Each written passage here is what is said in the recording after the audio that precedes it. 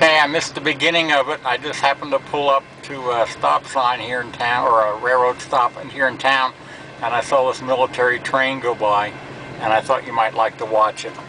The one went by the other day was mostly trucks and, you know, Humvees and stuff like that.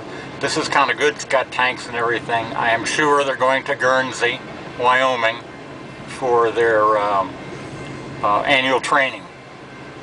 So go ahead and watch it, and when it's done I'll shut it off, and thank you for watching my video.